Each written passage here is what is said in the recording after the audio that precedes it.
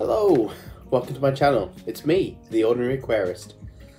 So if you come to this video, I'm guessing you've just bought yourself a new rimless tank, or maybe you've picked up a tank second hand and doesn't have a lid, or maybe you want some new lights and your lights go over the top but there's no place to have the lights with your hood.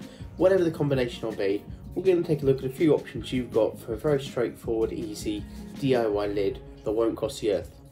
Let's check them out. So, first up, we've got the good old condensation tray. This is one I got as part of a 5-pack from Super. It's 30 inches by 12 inches, so the width is perfect, and the ridging on the end allows it just to sit nicely over the top. However, you will need to cut it to length as desired. You could always have these on a slightly large tank, have them lengthways, and have multiple pieces across. Next up, we've got the egg crate. These are sometimes used as photo diffusers or light diffusers. These are really straightforward, they're very rigid, very firm. They have still got large gaps in them, so depending on why you're needing a lid, it may not be suitable because you've still got the option for fish to escape, whether it be eel, loaches, even small jumping fish. They can get out through those holes. So what you may want to do is put some sort of material cloth around it, and this acts as your rigid structure. In some instances this will be perfect and you won't need it to have, to have fish jumping out. It just has some cover over the top, maybe to protect it from outside elements getting in, or to place something on top of the tank as well. Now, something you want to consider here is that these pieces are 15 centimeters by 30 centimeters, or 1 foot by half a foot. Now this is ideal because actually 4 of these together will cover the top of the tank I want to do, which is a 2 foot by 1 foot, or 60 centimeter by 30 centimeter tank. However, because it fits so perfectly on the top, you've always got the danger that it might just fall in, it might get knocked, the corners going in. So you may want to use some sort of clips to hold it in place. You should be able to pick these up from Amazon or eBay or something like that. Now the third option is something that I've tried to cut myself. I'm going to take 2 hollow metal tubes with a pen to mark out on it, some masking tape, some larger double-sided sticky tape, super glue, some square hooks, junior hacksaw, you've got some smaller double-sided tape, some scissors, probably best not to throw those, and some mesh. This is something I looked around for to find something suitable for a while, and in the end I've used this, which is used for insect doors, fly doors, anything to keep animals out. You'll also want a tape measure and some larger scissors, they'll be handy. Now, first off, you're going to want to measure the first of your metal rods, your tubes, your poles, whatever you want to call them, to the length of your tank. So I put a bit of masking tape on it. I just take my black marker pen and marked out the length of 60 centimeters, which is the length of my tank. Now, I've actually done a couple of centimeters longer, just so that it sits firmly over the top and it's not going to fall in. Now we're going to take the saw and just cut through our tube. Just spend up a little bit so you have to watch me going through it, and then we're going to measure the other side. So this one is about 30 centimeters. Again, I've just gone a couple of centimeters over. It doesn't matter about being really accurate, because what you'll do is you'll put this against the other tube so you get 2 pieces in matching pairs that are exactly the same side. So see here, we've got our square cup hooks.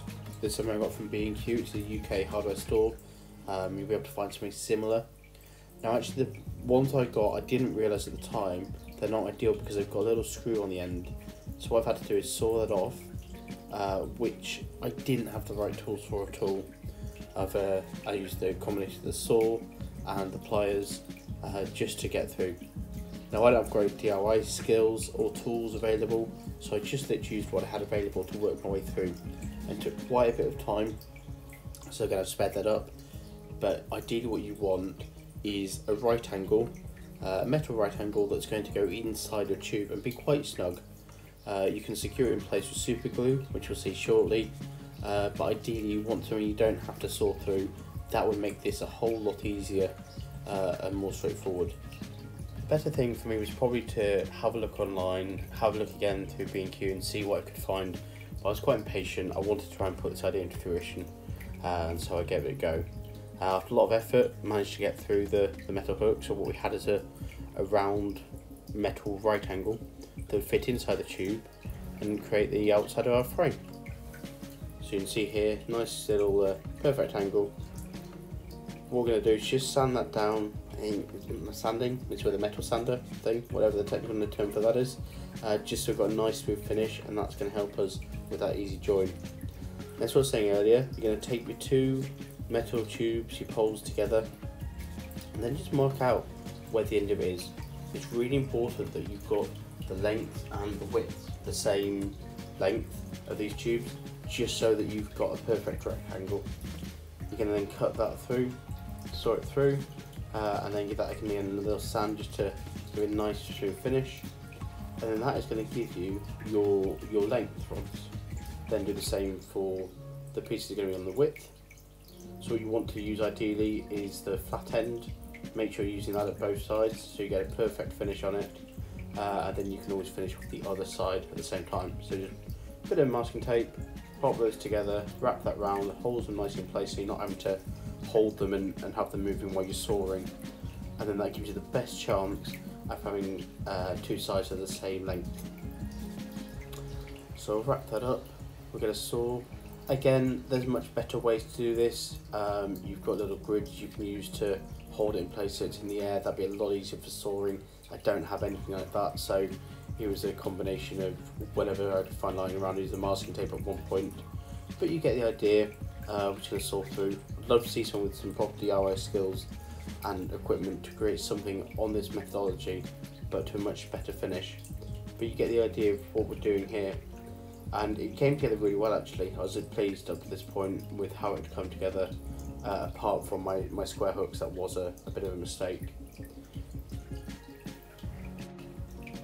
So once those are cut, again just finish off those sides, separate the pieces, and you can then attach your 4 square hooks in the corners to your 4 pieces, and you've got a frame that should look like this.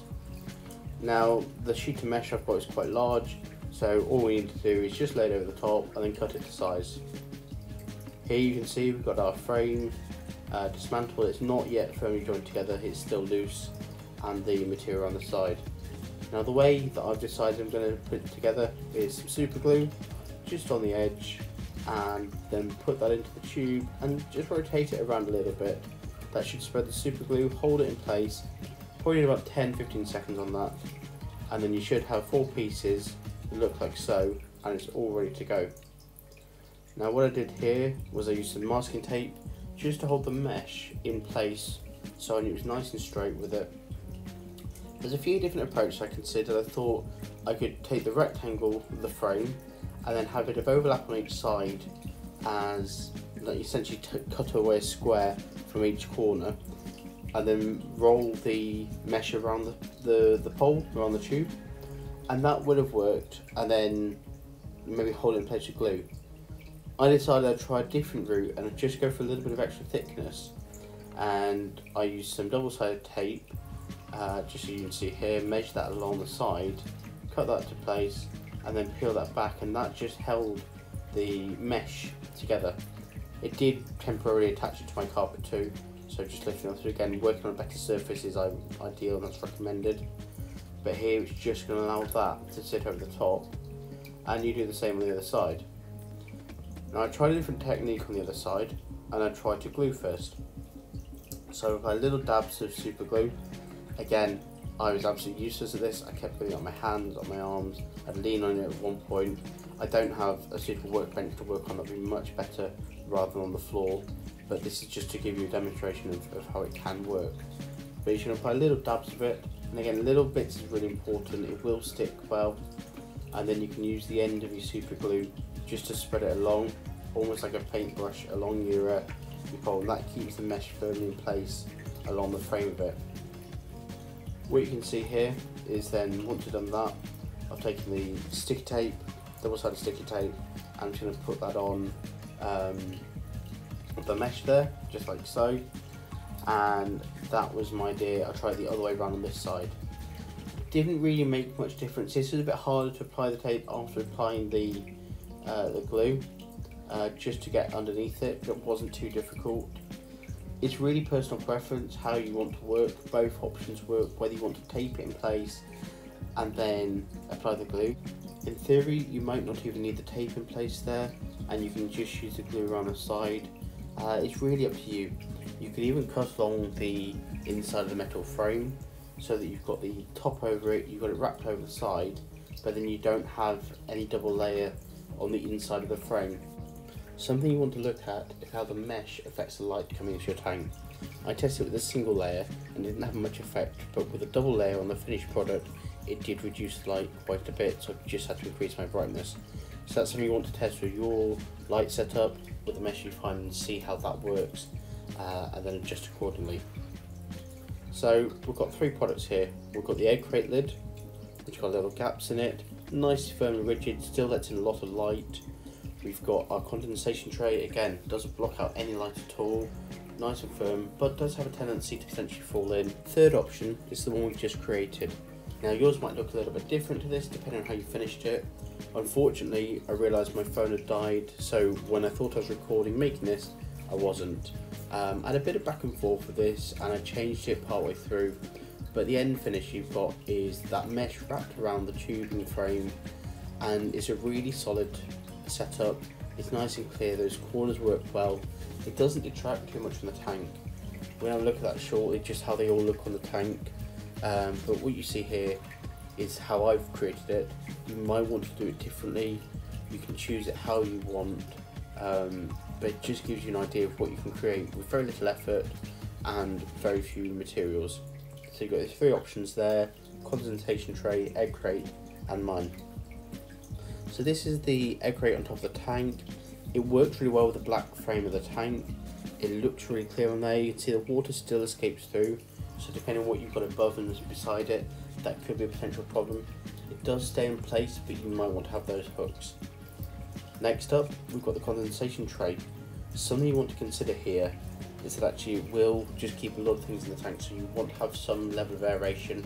It's really easy to customise to cut around tubing, that's a great win for this.